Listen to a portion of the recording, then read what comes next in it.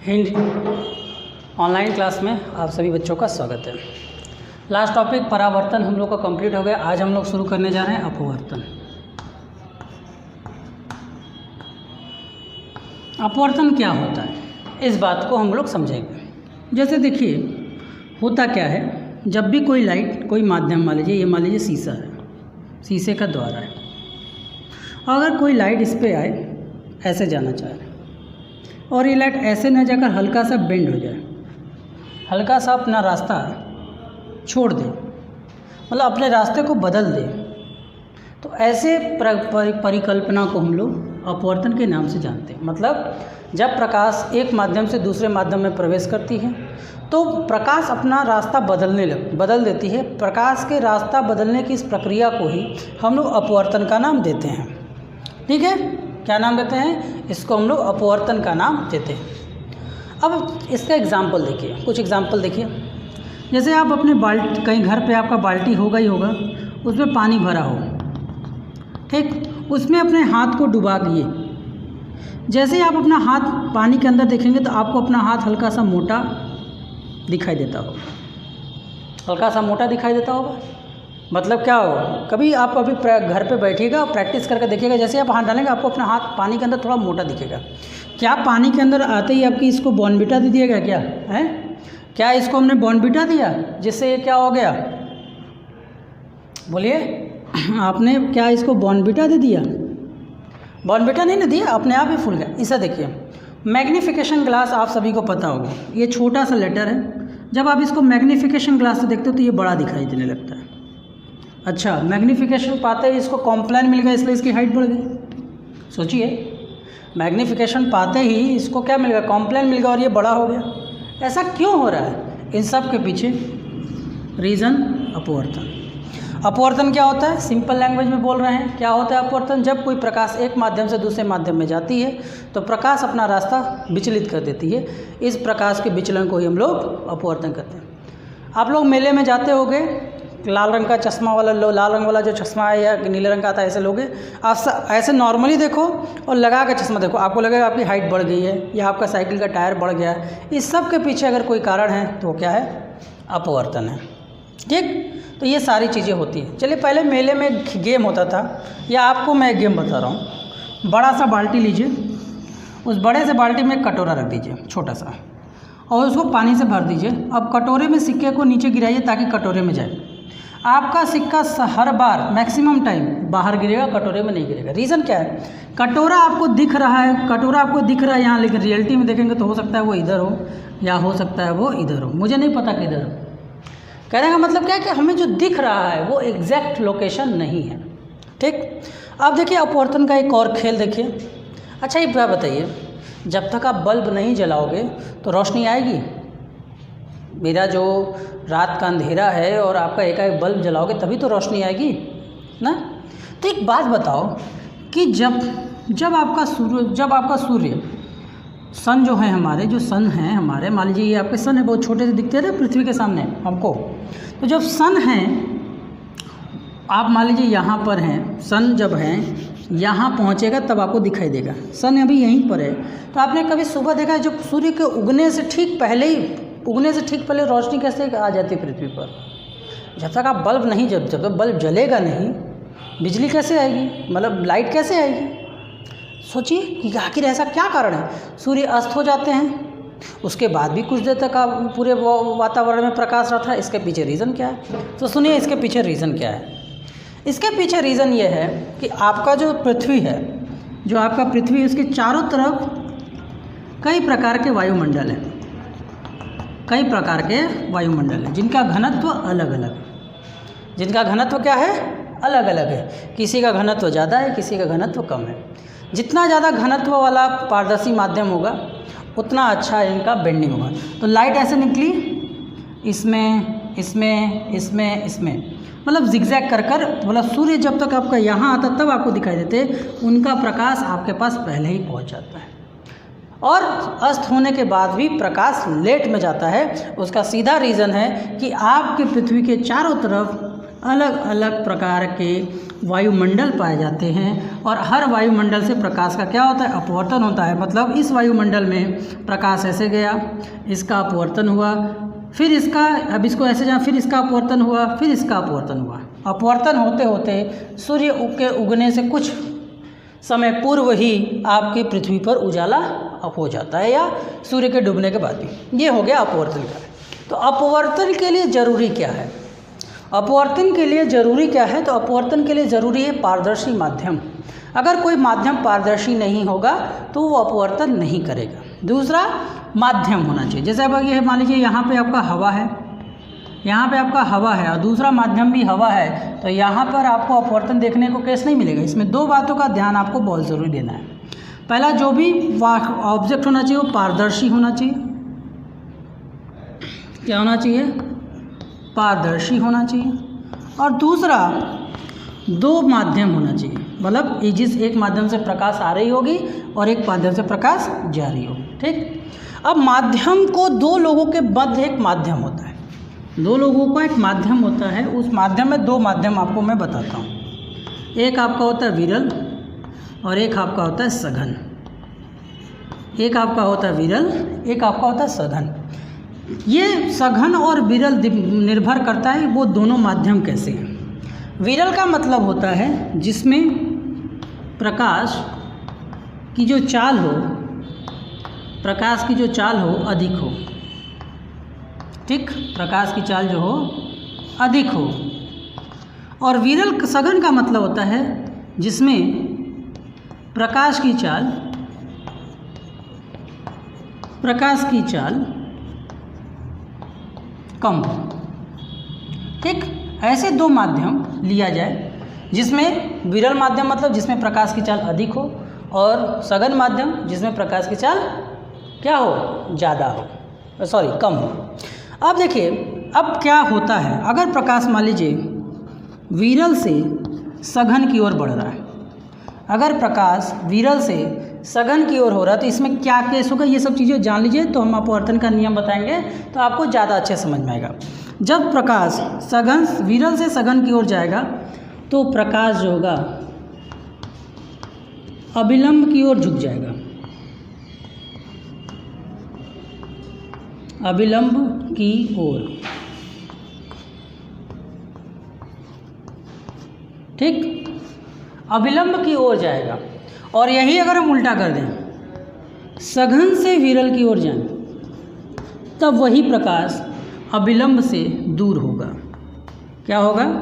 जब प्रकाश विरल से सघन जा रहा है तो प्रकाश अभिलंब की तरफ झुकेगा, और सघन से विरल जा रहा है तो वो अभिलंब से दूर चला जाएगा। ये दो बातें आपको जाननी होगी। और सघन और विरल की पहचान कैसे करते हैं? जिसमें प्रकाश की चाल अधिक होती है। तो अब आप इसको समझ गए, इसको बहुत इंपॉर्टेंट पॉइंट है ये वाला, क्योंकि इसी के बेसिस पर आपको, चूँकि 10th लेवल में मान लीजिए अगर आप नहीं भी पढ़ते तो चल जाएगा, लेकिन आप पढ़ लेंगे तो आपको फिगर एनालाइज करना आपके लिए आसान हो जाएगा। चलिए, तब हम इसको करते हैं इरेज। मान लीजिए हम दो माध्यम लेते हैं। जनरली आपके पास एक आपका, मान लीजिए हमने एक कांच का गुटका लिया, मान लीजिए कि हमने एक कांच का गुटका लिया। ठीक, ये आपका कांच का रेक्टेंगुलर गुटका है। अब यहाँ से एक प्रकाश आपतित हो रही है, एक प्रकाश इस पे आ रही है। ठीक, अभिलंब क्या होता है? जिस सतह पर ये आपतित हुई, इस सतह पर एक 90 डिग्री आप बना दीजिए। उस सतह पर आप क्या करिए, 90 डिग्री बना दीजिए। ये आपका हो गया, ये हो गया आपका आपतित किरण।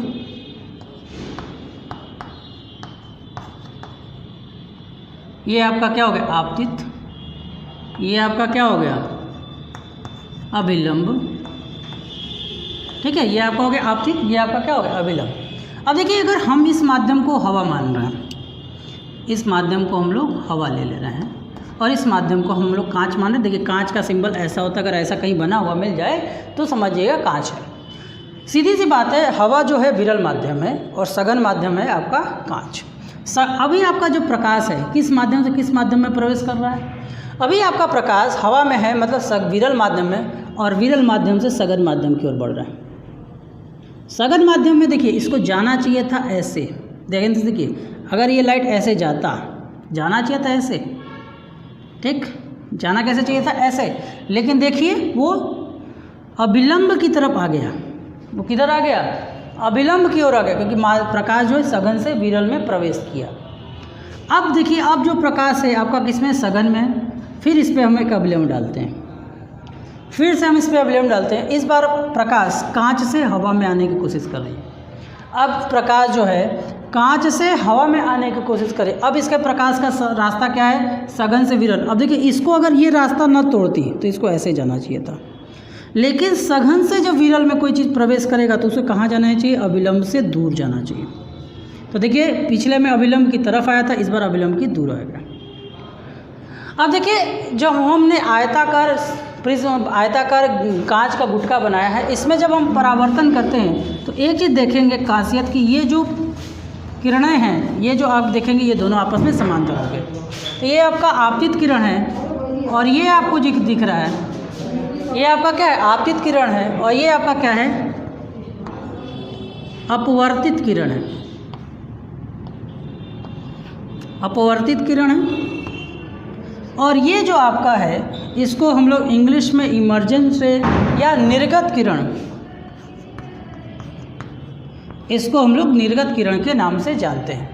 ठीक, अब ये जो दो किरणें दिख रही हैं, इनके बीच में एक कोण बनता है, इस कोण को हम लोग आई से रिप्रेजेंट करते हैं। इन दोनों के बीच में भी एक कोण बनता है जिसको हम लोग रिफ्लेक्टेड कोण कहते हैं, मतलब आपतन कोण का नाम से जानते हैं, परावर्तन कोण, अपवर्तन कोण के नाम से जानते हैं।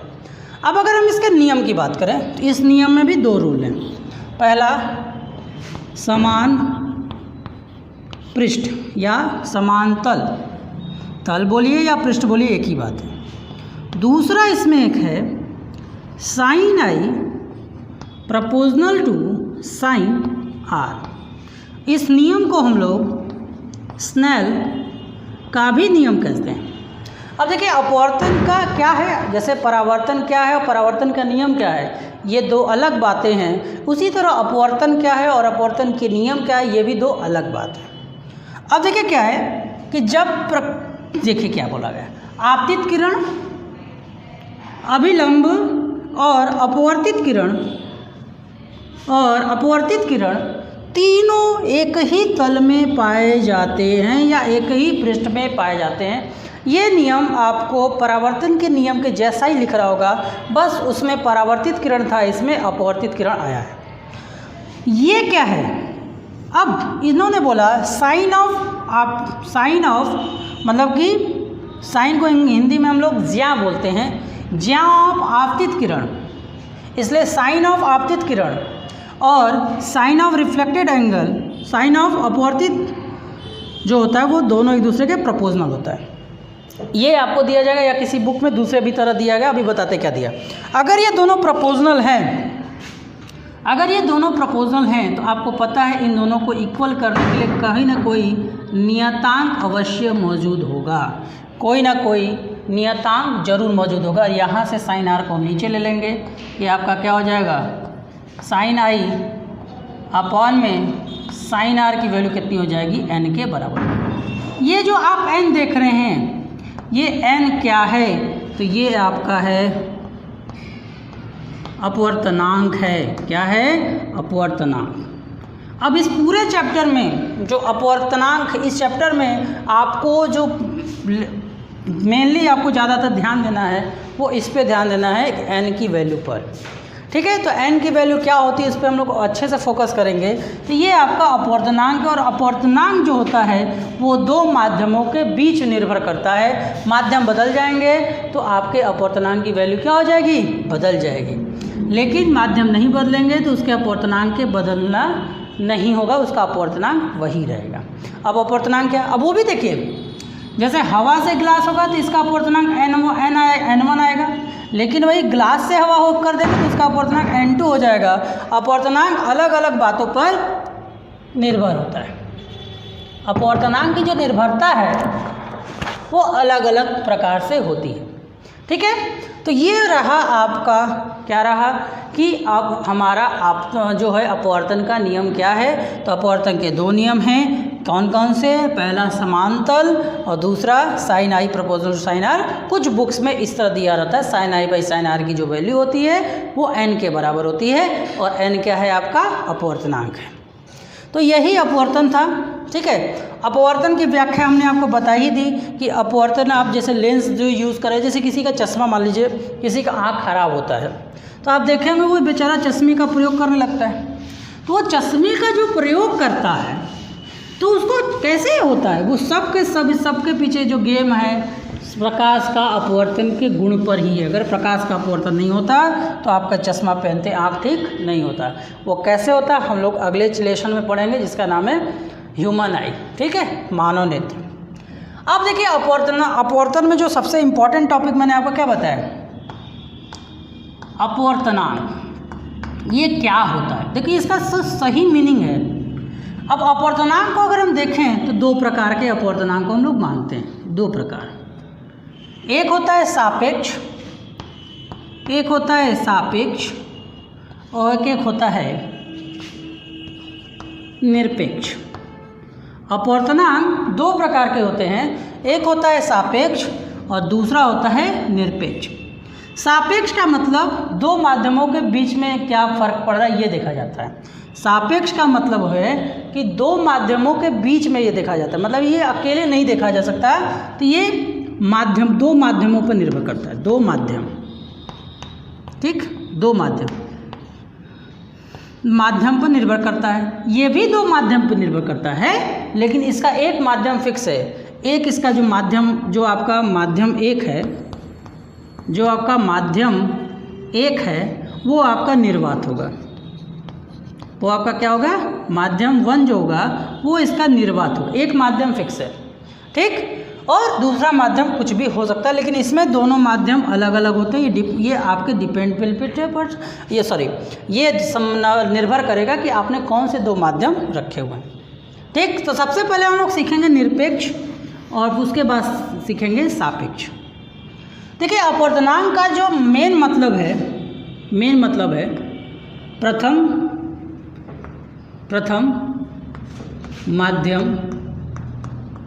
माध्यम में प्रकाश की चाल बटे में द्वितीय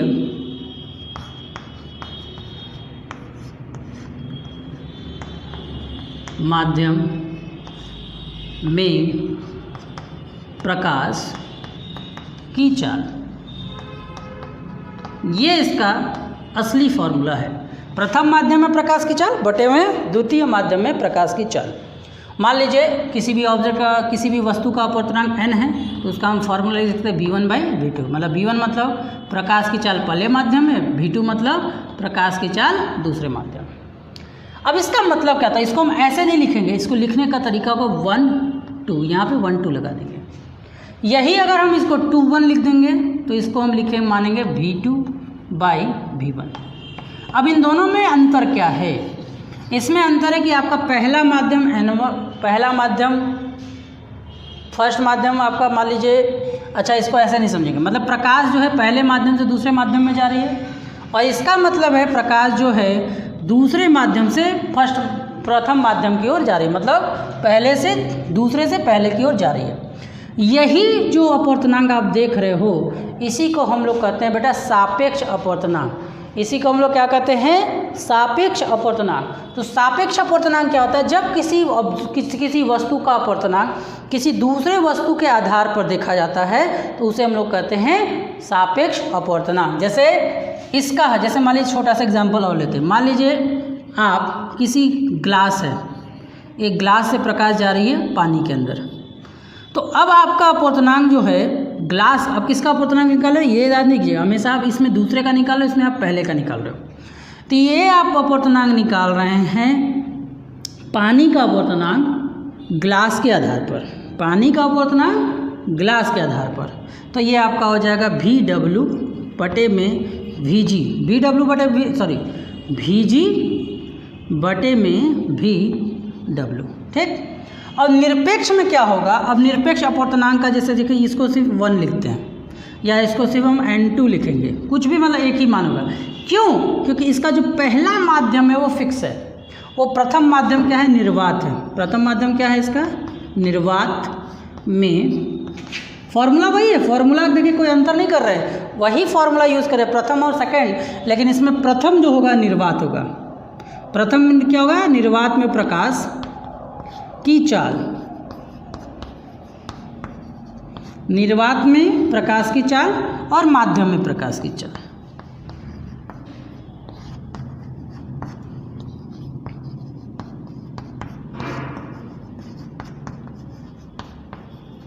समझ में आ रहा है? तो इसके लिए जो फॉर्मूला होगा, जैसे अगर आपसे कोई पूछे कि अगर आपसे कोई बोले कि पानी का अपवर्तनांक इतना है, तो अगर पानी का अपवर्तनांक बोल रहा है तो आपको दिया हुआ है निरपेक्ष। आपको क्या दिया जा रहा है? निरपेक्ष। अगर आपसे बोले पानी का अपवर्तनांक हवा के सापेक्ष, हवा के आधार पर है या हवा के सापेक्ष है, तब आपका सापेक्ष अपवर्तनांक। सापेक्ष का मतलब दो लोगों के बीच में संबंध, और निरपेक्ष का मतलब सिंगल, मतलब सिर्फ और सिर्फ उसी पदार्थ के लिए ये एप्लीकेबल है। इसमें भी देखा जाए तो निर्वात रखा जाता है, इसमें प्रथम माध्यम को निर्वात बनाया गया, इसमें नहीं बनाया गया। चलिए अब हम देखते हैं कि सापेक्ष और निरपेक्ष में कोई संबंध है क्या। अब हम देखते हैं कि सापेक्ष अपवर्तनांक और निरपेक्ष अपवर्तनांक में कोई संबंध है या नहीं है। तो देखिए सापेक्ष अपवर्तनांक क्या होता है, इसको हम लोग समझने का प्रयास करते हैं। सुनिए, जैसे मान लीजिए दो माध्यम है, एक माध्यम का निरपेक्ष अपवर्तनांक N1 है, तो इसका फॉर्मूला क्या हो जाएगा? प्रकाश की चाल C। प्रथम माध्यम में प्रथम माध्यम आपका निर्वात होगा, और निर्वात में प्रकाश की चाल को हम लोग C से मानते हैं, जिसकी वैल्यू हम लोग यूज़ करते हैं 3.0 × 10⁸ मीटर पर सेकेंड। ठीक, हम लोग ये यूज़ करते हैं। अब बटे में क्या हो जाएगा? प्रकाश का चाल द्वितीय माध्यम आपका पहला माध्यम होगा। ठीक, अब मान लीजिए कोई दूसरा पदार्थ है जिसका अपवर्तनांक N2 है और इसका प्रकाश की चाल क्या है? C/V2 है। चलिए, ये आपका समीकरण नंबर 1 है, ये आपका समीकरण नंबर 2 है। अब एक काम करते हैं, अगर हम समीकरण 2 को भाग दे दें 1 से, तो क्या होगा देखा जाए। समीकरण 1 और 2 को हम भाग देंगे तो सीधी सी बात है, ऊपर N2 होगा, नीचे आपका N1 हो जाएगा। क्या होगा? ऊपर N2 हो जाएगा, नीचे आपका क्या हो जाएगा? N1 हो जाएगा। अब इधर क्या होगा? C/V2 और यहाँ होगा C/V1। अब इधर देखिए C/V2 इंटू V1/C, C से C आपका खत्म हो गया, आपका क्या बन गया? N2/N1 की जो वैल्यू आ गई वो क्या आ गई? V1/V2 आ गई। अब आप देखिए, अब अगर आप देखते हैं तो V1/V2 किसकी वैल्यू है? ये निरपेक्ष अपवर्तनांक है प्रथम माध्यम के सापेक्ष द्वितीय माध्यम में, तो इसको हम लिख सकते हैं। अब आप देखिए यहाँ पे, इसको हम लोग लिख सकते हैं, क्या लिख सकते हैं? N12। तो अब देख रहे हैं ये क्या है? ये दोनों आपके निरपेक्ष अपवर्तनांक है और ये आपके सापेक्ष अपवर्तनांक है। तो निरपेक्ष अपवर्तनांक और सापेक्ष अपवर्तनांक के बीच में ये आपका संबंध है। क्या है? ये आपका प्रथम माध्यम के सापेक्ष द्वितीय माध्यम का अपवर्तनांक कैसे निकलेगा? द्वितीय माध्यम का निरपेक्ष अपवर्तनांक बटे में प्रथम माध्यम। अब इसको हम लोग कैसे समझेंगे? अब इसको हम लोग किस तरह से अपने दैनिक जीवन में यूज़ करेंगे? अब देखिए, यही आपका मेन फार्मूला था। ठीक, अब जैसे मान लीजिए आपका कोई है जो वाटर से पानी से कोई प्रकाश जो है, प्रथम माध्यम पानी है, पानी के माध्यम से जो है ग्लास में जा रहा है, मतलब शीशे में जा रहा है। तो अब इसका अपवर्तनांक अगर निकालेंगे तो क्या हमें मिलेगा? Ng/Nw। मतलब इसको आप ऐसे याद रख लीजिए कि जो इधर है इसका इधर और B में उल्टा N में सीधा। तो ये हमारा हो गया अपवर्तनांक में संबंध। ठीक है, अपवर्तनांक होता क्या है? ठीक है, अब पूरी बात हमने कर ली। तो अपवर्तनांक होता है क्या है? अपवर्तनांक को समझ लीजिए किसी भी पदार्थ, ठीक है, अपवर्तनांक होता क्या है? ठीक है। अब सुनिए, अगर हम बात करें कि अपवर्तनांक होता क्या है, तो सिंपल सा मैं जो बता रहा हूँ उसको ध्यान दीजिए। अपवर्तनांक, हाँ, तो अपवर्तनांक क्या होता है, सिंपल सा जो मैं आपको बात बता रहा हूँ, बस उतना अगर आप ध्यान देंगे तो आपको पता चल जाएगा अपवर्तनांक होता क्या है। अपवर्तनांक का मतलब होता है किसी भी पदार्थ के द्वारा प्रकाश को मोड़ने की ताकत, किसी भी पदार्थ के द्वारा प्रकाश को मोड़ने की ताकत, प्रकाश को जितना बढ़िया मोड़ पाएगा उस वस्तु का अपवर्तनांक उतना ज़्यादा होगा। एक शब्द में अगर हम बोले तो अपवर्तनांक क्या है, तो एक लाइन में हम आपको बता रहे हैं, अपवर्तनांक का मतलब होता है किसी भी वस्तु के द्वारा प्रकाश को मोड़ने की क्षमता। ठीक है, तो आई थिंक आपको ये समझ में आ गया होगा। ठीक, थैंक यू।